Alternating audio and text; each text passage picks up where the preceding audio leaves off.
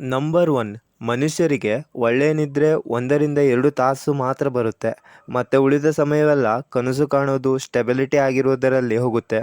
ಹಾಗೆ ಒಬ್ಬಂಟಿಯಾಗಿ ಯಾರು ಮಲಗುತ್ತಾರೆ ಅಲ್ಲ, ಅವರ ಥಿಂಕಿಂಗ್ ಯಾವತ್ತೂ ಪಾಸಿಟಿವ್ ಆಗಿರುತ್ತೆ.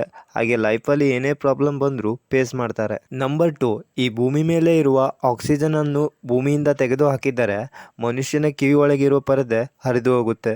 ನಂಬರ್ 3, ಈ ಜಗತ್ತಿನಲ್ಲಿ 40% ಬಾದಾಮಿ ಚಾಕ್ಲೇಟ್ ಮಾಡುವುದಕ್ಕೆ ಯೂಸ್ ಆಗುತ್ತೆ.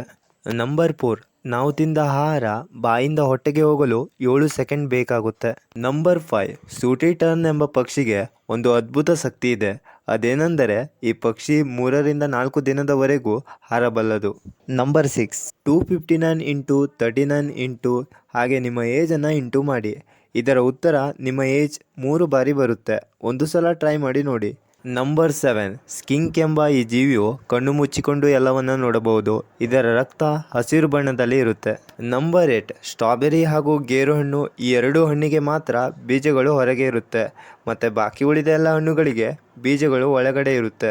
ನಂಬರ್ 9, ಈ ಭೂಮಿಯ ಮೇಲೆ ಸೂರ್ಯೋದಯ ಹಳದಿ ಬಣ್ಣದಲ್ಲಿ ಕಾಣಿಸಿಕೊಂಡರೆ ಮಂಗಳ ಗ್ರಹದಲ್ಲಿ ನೀಲಿ ಬಣ್ಣದಲ್ಲಿ ಕಾಣಿಸಿಕೊಳ್ಳುತ್ತೆ.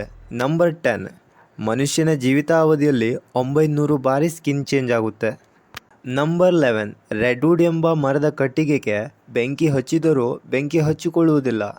ನಂಬರ್ 12, ಚೇಳು ತುಂಬ ಅಪಾಯಕಾರಿಯಾಗಿರುತ್ತೆ.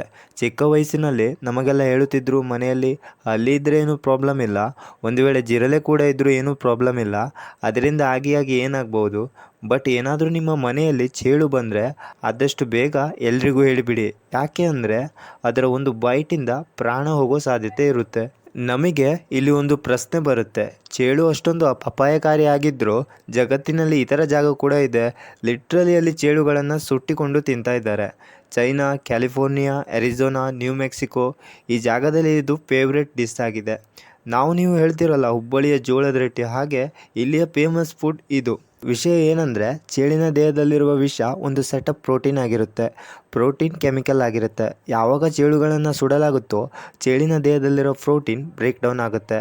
ಅದರಲ್ಲಿರೋ ವಿಷ ವೆನಮ್ ಒಳಗಡೆ ಇರುವ ಕೆಮಿಕಲ್ ಸ್ಟ್ರಕ್ಚರಲ್ಲಿ ಬದಲಾವಣೆ ಆಗುತ್ತೆ. ಸೀದಾ ಹೇಳಬೇಕು ಅಂದರೆ ಅದು ನ್ಯೂಟ್ರಲೈಸ್ ಆಗುತ್ತೆ. ಒಂದು ಜೀವವಿರುವ ಚೇಳು ನಮಗೆ ಕಚ್ಚಿದ್ರೆ ಅದು ಅಪಾಯಕಾರಿಯಾಗಿರುತ್ತೆ. ಬಟ್ ಅದೇ ಚೇಳುಗಳನ್ನು ತಿನ್ನೋಕೆ ರೆಡಿ ಮಾಡಿದರೆ ಅಂದರೆ ಕೇರ್ಫುಲ್ ಆಗಿ ರೆಡಿ ಮಾಡಿದರೆ ಅದು ಡೇಂಜರಸ್ ಆಗಿರುವುದಿಲ್ಲ.